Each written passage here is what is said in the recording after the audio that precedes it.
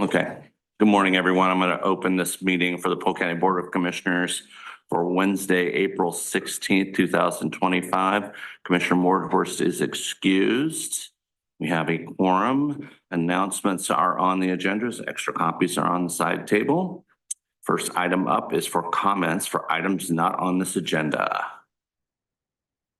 Please.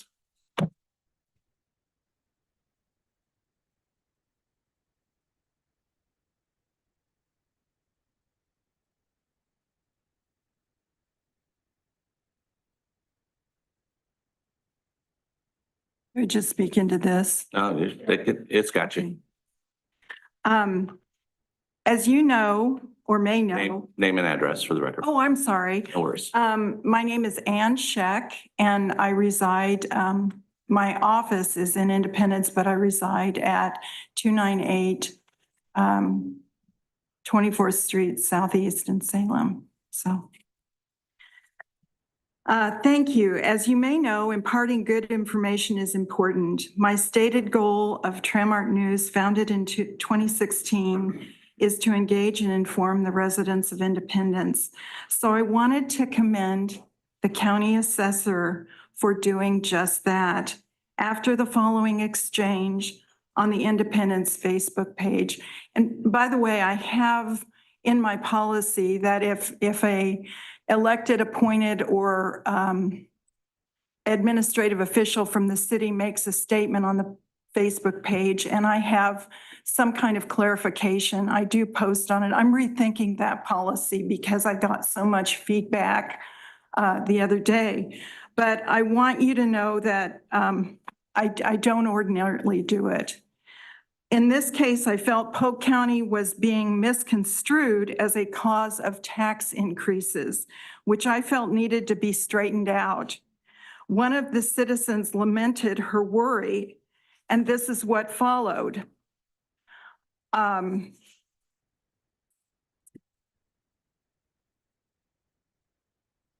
property taxes were increased by the county, not the city, according to the city councilor. And I responded that he's new to the council, but please know that the ad valorem tax by the city is adopted annually by the council, and it does just as the citizen had observed. And I've been on hand for 8 years to record this as it happens. And the councilor then stated that the ad valorem tax is 0.85%. which is far under the state average, has not increased. And I, as a reporter who has been covering the city for 8 years, should know that. And furthermore, the property taxes went up because the county's decision to increase it 3%. So I just want to say, I said I stood by my original comment, but your county assessor came to the rescue after I notified her that I had a tax rate of 4.5 something. And she just posted, as the Polk County assessor, I have never referenced a 0.85% in the same conversation as the district's ad valorem property tax. Could you explain where you got that percentage? The permanent tax rate for the city of Independence is 4.5897. The maximum assessed value grows 3% each year per statutory per measure 50 that was passed in 1997. This is not a county decision. This is a property tax law. And I'm here because, as you may know, for the past more than a year, the city has refused to answer any media-related questions that I've forwarded. So this was, I thought, a nice gesture on her part. And I see Mr. Hawkins is here, and I don't want to get your tax assessor in trouble, but is it all right if I get her a bouquet of flowers that I drop off next week? Yes, that would be. Okay, thank you very much. Thanks, Ann. Any other comments? All right, hearing none, we will move on. Looking for approval of the agenda. Move approval. And I will second. All those in favor signify by saying aye. Aye. Aye. Passes. Approval of the minutes from April 9th. So moved. And I will second. All those in favor signify by saying aye. Aye. Aye. It passes. Approval of the consent calendar. I move approval. And I will second. All those in favor signify by saying aye. Aye. Aye. And passes. We are up for a Liberty House update. Good morning. Good morning.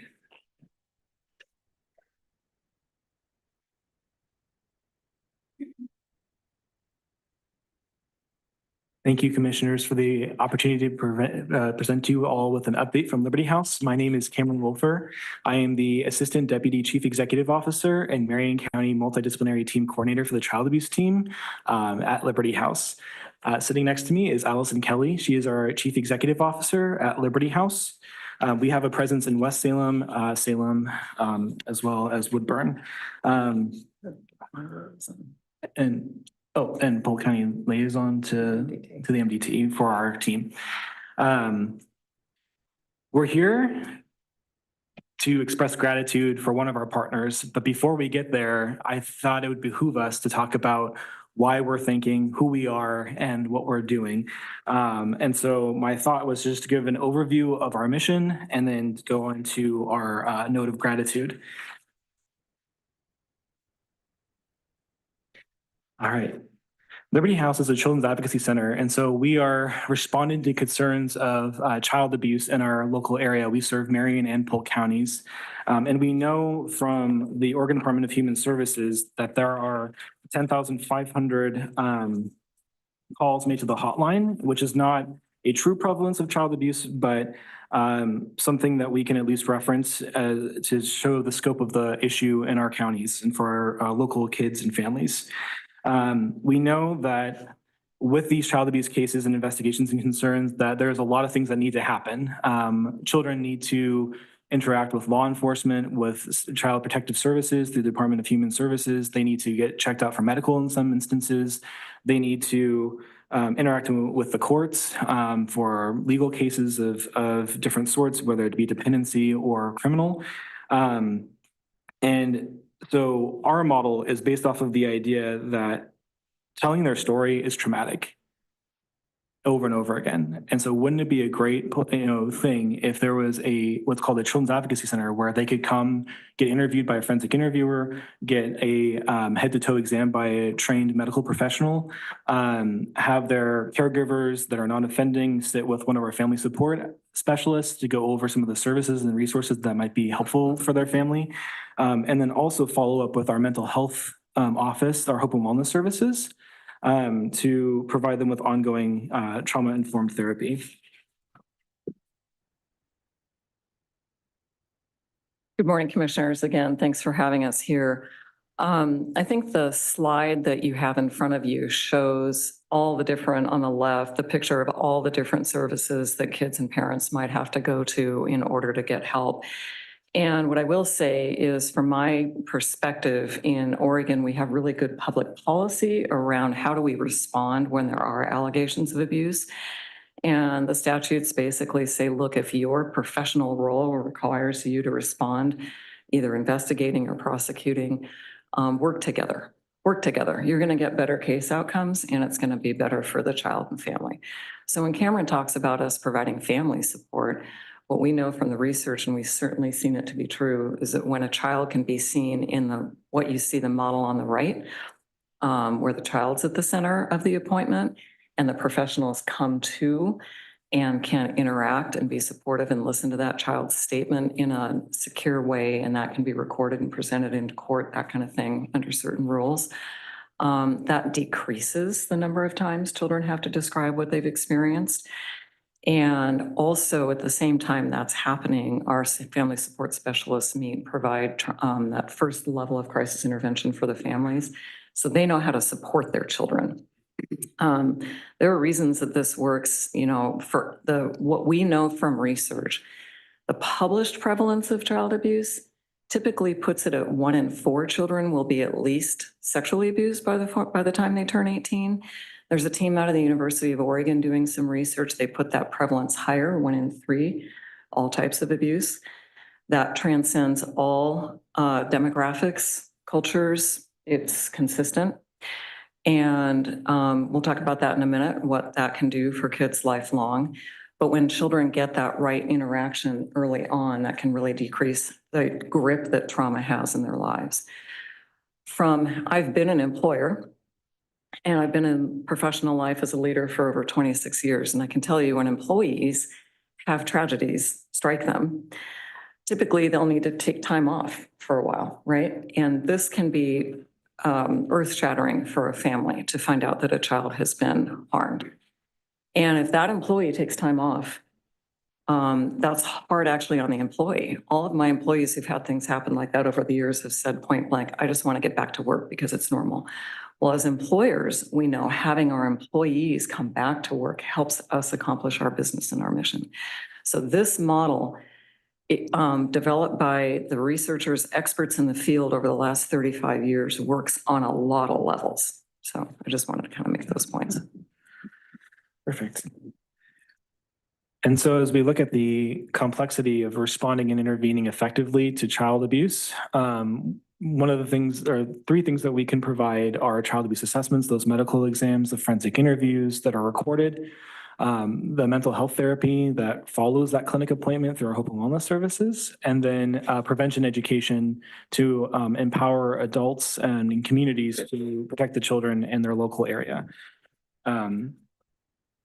And on that note, this month is Child Abuse Prevention Month in April. And so we have a variety of different courses and content that we can provide. There's paper copies of our prevention education schedule for Child Abuse Prevention Month this month. But we can, engage families on or community members on talking through policies like, having 2 adults per 1 child and things like, education environments, schools, faith organizations, that sort of thing to help prevent the abuse. And we also have a curriculum for digital safety as well, for families to engage with called I Respect and Protect, that we have online resources that are free for families to engage in. And Allison? A really common question you'll hear from parents is like, is my child ready for a cell phone? Should I get my child's been bugging me for a cell phone? How do you make that decision? That's a really big decision because I'm going to sit here and tell you right now, online is the most dangerous place in the world. You might as well give a child a nuclear weapon. And so that I respect and protect.com for free. Resources available for parents, teachers, coaches, youth serving professionals, and youth, built with input from youth. We wrote a curriculum. Willamette ESD said, this is great a few years ago. How soon can you write a curriculum? We said, okay. So we have a curriculum called My Worth. We've pilot tested it with 6th grade health classrooms in both Marion and Polk counties. We had it professionally evaluated by that team of researchers out of the University of Oregon. And it works, and we're ready for phase 2, that evaluation, and we'll upscale that as soon as we possibly can.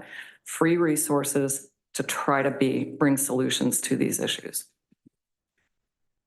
So that's a little bit of who we are and what we hope to accomplish. And next, I wanted to talk a little bit about the services that we've offered in the last few years to Polk County. And so you can see on this graph, you have a variety of different services that is represented here. These are to the scale of the cases that we respond to with Polk County agencies, whether that be the Oregon Department of Human Services, Polk County Child Welfare Branch, whether that be Dallas, Monmouth, Independence, PDs, or the Polk County Sheriff's Office.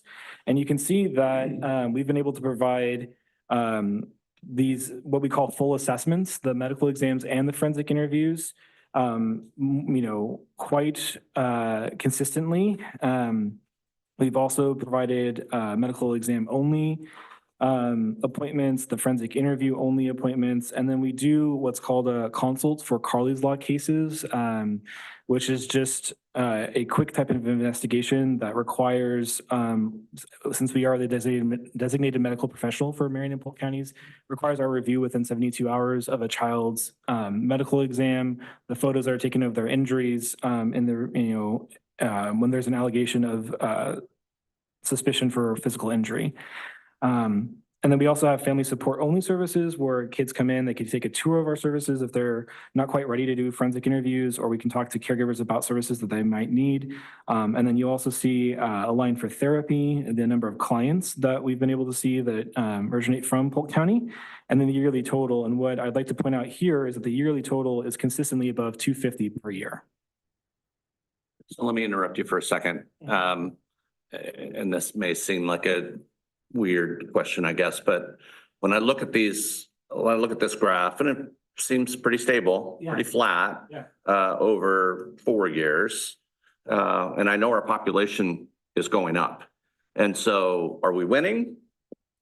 Is that, I mean, could I take that here? It's like our population is going up, but our numbers are staying flat. So maybe we're winning with regard to we're having less cases. I can't give you that with this data. This data comes from cases that are reported to the Oregon Department of Human Resources or Human Services or law enforcement, cross-reported, then brought to the MDT and referred. So that's all subjective. There are a lot of reasons why kids won't say a word about what's happening. They're terrified. What I think is interesting, the bump that you see in 2021, what was happening in 2021? We were in the middle of our lockdown. Pediatric offices were restricting what they could do. They were doing tongue depressors and shots in the parking lot through the open window. And so we had and Liberty House made a commitment when the governor shut everything down. I got online and I said, you mean accept your child abuse centers, right? We need to stay open. And so the governor's office got back in another 15 minutes and said, yes, accept you guys. Because our team said, there's no way, we've got to be able to help these kids. And so that bump tells me those kids are out there. So and I just want to make, even when we look at child welfare data from DHS, that is not true prevalence. And so we can't say that. What we can say is I'm in my 12th year of being the leader at Liberty House. Time goes fast, time flies. And back then for years and years, we only saw about 100 referrals from Polk County. And we've tried several things to bring our services closer to where the families live in Polk County. And now we're seeing consistently about 250 kids a year. So we think those kids are out there and we are constantly working our systems inside. Are we making it easier for our partners to get these appointments? Are we offering enough appointments? What do these families need? And the two lines that I'll point out to you on this graph, there's an orange one sort of toward the bottom. That one's trending up, and that's what we want to see. Those are in-office medical only. Is this bruise something to worry about, or is this bruise from the football injury? That's what it was reported. Because that's another point I want to make. Part of our role is to help rule out abuse. And there's the blue line right below that is that consult. That's where if a child doesn't get into Liberty House, they go to the ER or primary care or urgent care instead, and then we have to review the notes. We want that blue line trending down. We want that yellow line trending up, and it is. And so, and hopefully our district attorney and his incredible team will attest. I mean, we were just in a meeting with them a few weeks ago. We want to know, how are we doing? And Cameron and I are making the rounds, meeting with all of our professional and multidisciplinary team partners in Polk County. How's it going? How are we doing? What's your experience? Can we be doing better for you? Because our job is to get those kids in the door and get them in the clinic, and then I'll get a quicker evidence for those cases.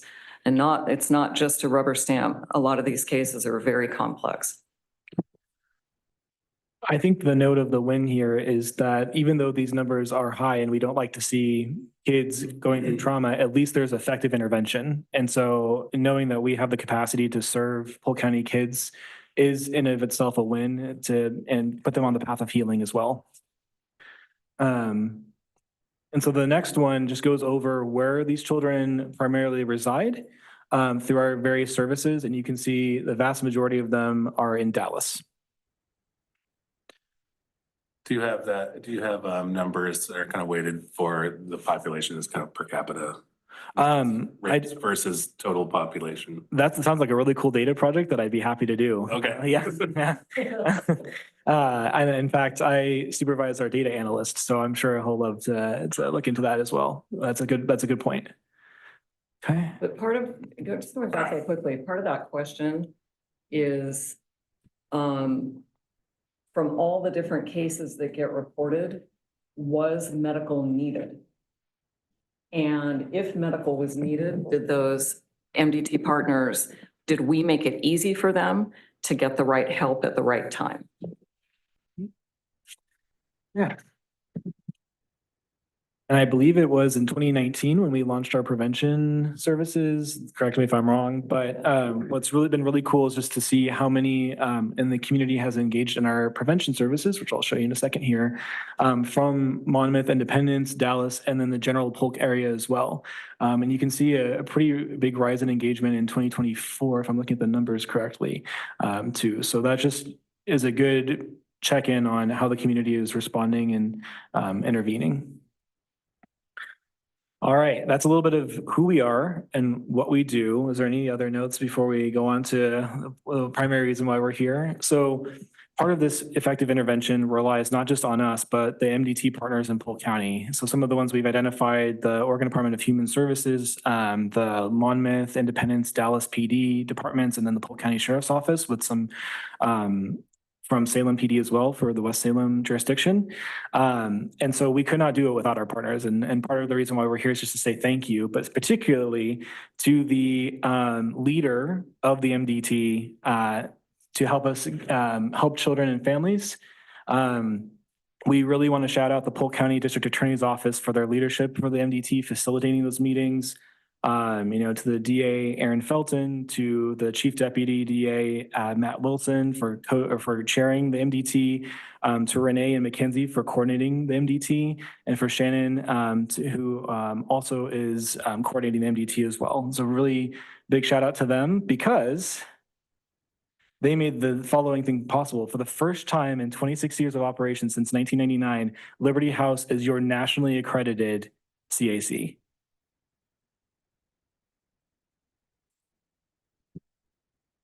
That National Children's Alliance is out of BC and they provide the national standards of care. So all these complexities that are involved in responding to child abuse means you got to do it kind of carefully and according to a certain methodology.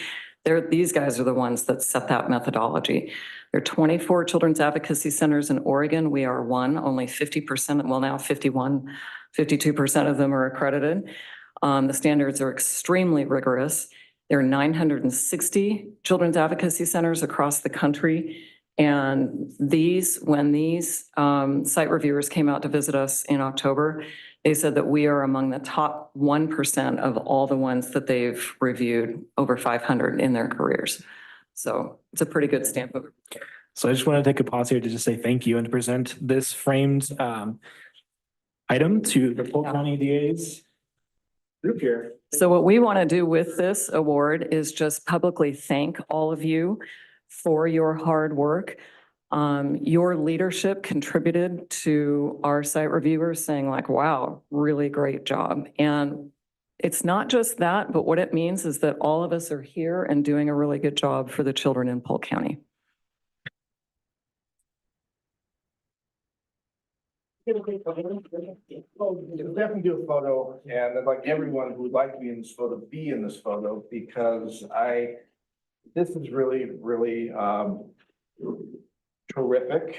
I accept this on behalf of the District Attorney's Office, but I accept this on behalf of everyone in this room because I look around here and there is no one who is in this room who has in some way contributed to this. And, commissioners, you have contributed to this by facilitating resources so that we can do these things.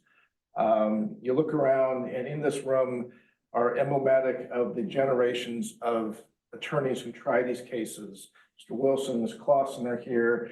They represent generations of attorneys who try these cases in our office. Ms. Pena is here, Ms. Girth is here on behalf of victims advocates over years who have sat with families and victims for years during the good times, the bad times, the tough times, and sacrifice going through these cases. But we couldn't do this without Allison and Cameron and the many, many people who have, the doctors, the staff people, the the folks who do the assessments, who sit for hours with these children and families and come and help us.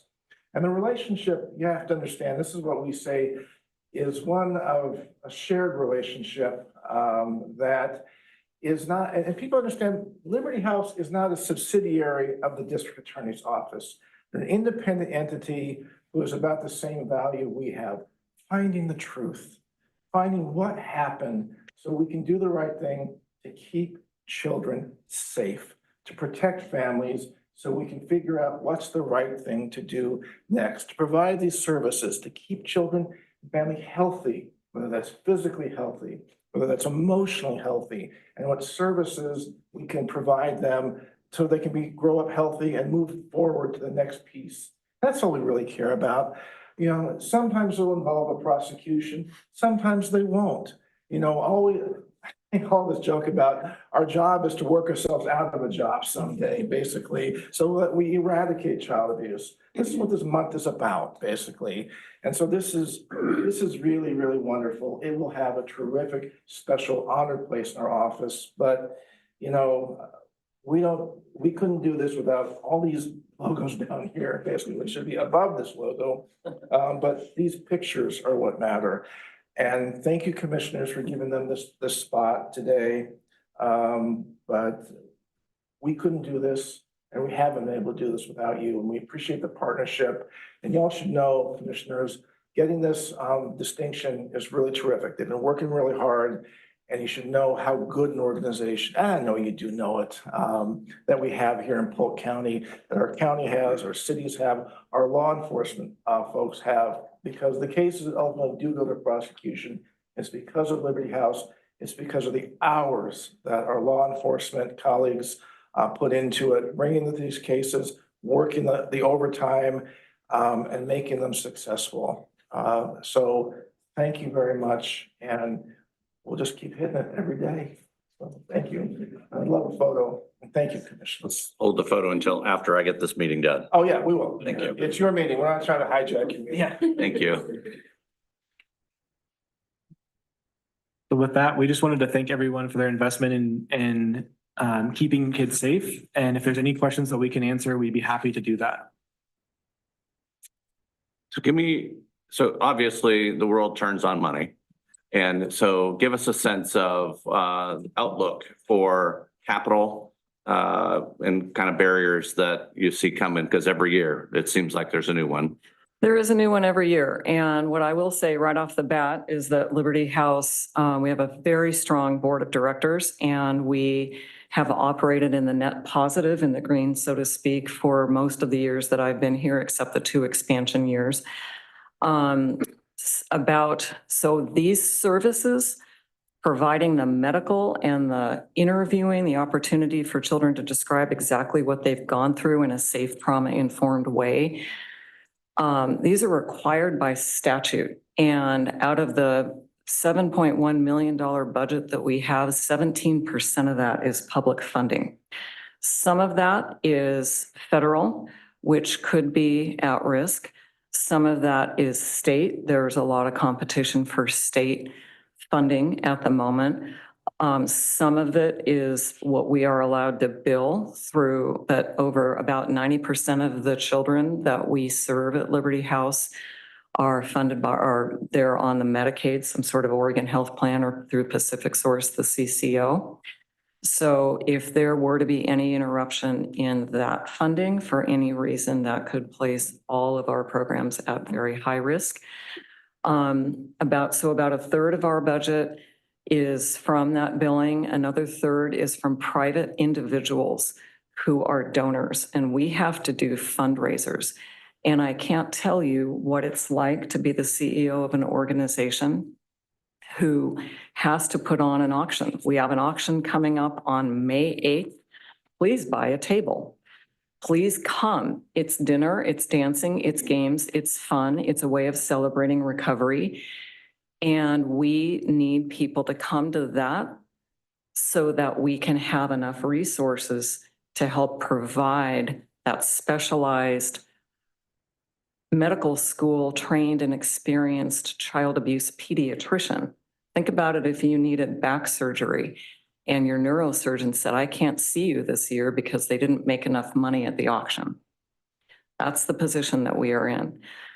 We do receive an allocation. And so again, thank you for the Polk County District Attorney's Office and the MDT that provides an allocation. That is very helpful. Their choices have contributed to our success over the years. But there are times when I come into work in the morning and I don't look so great because I haven't slept. That's the answer to the money question. Thank you. Any other things we can help you with? I have a couple of questions. I just appreciate your work so much in the partnership and your focus on the full continuum from prevention all the way through potential prosecution of perpetrators. I have a question on the My Worth program. What does phase 2 look like?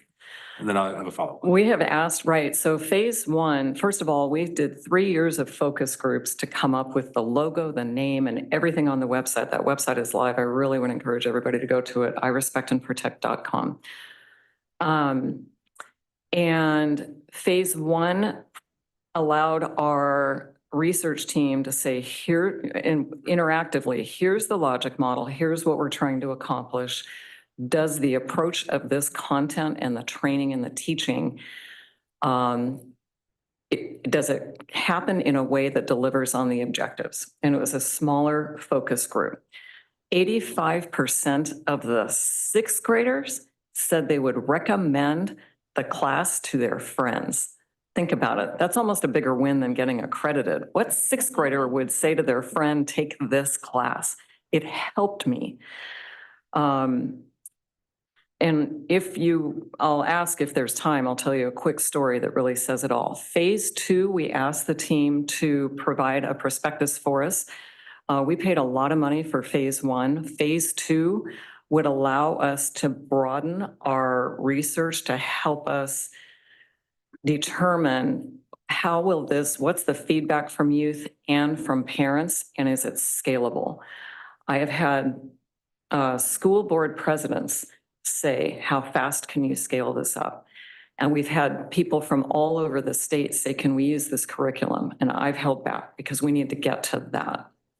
And that could run in the $100,000 range. But I will be back if you're interested once I get the prospectus on phase 2. But that will be, this is fidelity. This is as evidence informed as we can be to say, yeah, this makes a difference. Can tell a super quick story to illustrate that. We have an employee in our prevention department who has been a classroom teacher. And so he goes out and delivers this curriculum for 45-minute sessions in person. And when he did this one time, a 6th grader came back to class for the 3rd session and said, I just want to say something. She said, I went home after school yesterday. 6th grader is probably 11. My 10-year-old friend, we were playing video games, and my 10-year-old friend said, I think I'm going to get off of Snapchat. Well, of course, I heard that story, and I'm like, and so she goes, why are you getting off of Snapchat? Well, there's this guy, he keeps, pinging me and stuff, and he wants some stuff from me, and it just doesn't make me feel very good, and I just didn't know who to tell. She said, oh, I know what you should do. We learned about that at school today. All we need to do is identify a safe person and tell them, and they'll help us know what to do. Boom. That's what that curriculum delivers. That's the gold. It's empowering. It helps kids identify safe people. That's one of the #1 goals in therapy when kids go through therapy, and it helps them to know what's next. So I'm excited about it. Yeah, that sounds great. And I'd love to stay informed so I can help advocate. Thank you. For having this in all of our schools. Funded perpetually would be wonderful, wouldn't it? Yes, it would. And the last thing that I will say is I Respect and Protect is a product from a detective. We were in a strategic planning meeting one year, and that detective, we said, what do we want to have present next year that we don't have now? That's how we do strategic planning. How do we get there? That detective said, I really wish there were a way to help children understand once they send that nude picture of themselves, It's out there forever. You will lose control. They will promise you that it's not going to go anywhere and it's going to go everywhere. That, commissioners, is what ruins lives. It is a validated contributor to youth suicidal ideation and committed and completed youth suicides. So I went back to the office and said, guess what? We need to get a grant and launch a program. And now we have this. So that's who we try to be at Liberty House. Yeah, parents are buying those phones for those kids every single day. Oh, yeah. I'm signed up for the training tonight. Good, good. Come to the auction. Need to train parents as much as we need to train children. Absolutely. And that's the number one thing kids say. I just wish my parents would put their phone down. Yeah. You've given us so much time this morning. Thank you for that. Thank you. We're here Thanks for for you. being generous with us, being here. Appreciate the presentation. All right, next up is a revised tele-worksite remote work policy. Mr. Hawkins. Yes, good morning, Mr. Chair, members of the board. I'm here today to request that the revisions that have been provided to you be adopted by the board. Specifically, we are looking to make revisions to our tele-worksite policy to include remote work, to recognize they are two very different things. So in speaking to that, telework is an individual may be asked or may be able to occasionally work from home. Remote work would be that's their assigned workstation, if you will, would be their home. So in order to catch up with the law and how it reads, we needed to update our policy, which had last been updated in 2019. Thankfully, we had one in place when our IT department did such a good job of helping people get home during COVID. But essentially, you'll be able to see all the changes that are being made there, but they are specifically around that new language, being able to add in remote work sites so that people also understand what that entails and what that actually is. Even though we have very few people that would be considered remote workers, we still need to put this in place. Just like in 2019, we didn't really have many teleworkers. The other piece that's being adopted or updated in this policy is just that technology has changed. So we asked the IT department to go through this and make changes as well, and they have done that. And has this been reviewed and feedback been given by all department heads? It has not been given back by all department heads, no. And any, I have had a talk with Noel, since they're the department that actually has anyone that really is affected by this, but not all department heads have reviewed this. so are you ready for action on this? I'm ready for action. Okay. Oh, the one last thing I should mention, we did update there is actually an application and agreement now that has to be approved and signed by all employees. I think that kind of got pushed to the wayside, especially in 2020 when we were just trying to get people out. But now we've brought that back. And when we brought it back, we're like, wait, we're missing something here. And that's what we would like to adopt as well. I think it's a solid policy and I appreciate the extra attention to cybersecurity. And I appreciate the question you answered this morning.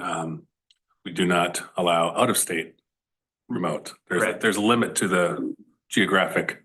There is a limit. We do not allow out-of-state remote work remote work would be the one fitting in this situation more than anything due to it being a payroll nightmare that we are not prepared and able to take on. But I'm ready to move that we approve the revised worksite remote work policy. And I'll second. Any further discussion? Hearing none, all those in favor signify by saying aye. Aye. Aye, passes. Do we have a need for an executive session? No, sir. No, sir. Any other business to come before the board? We are adjourned. Picture time.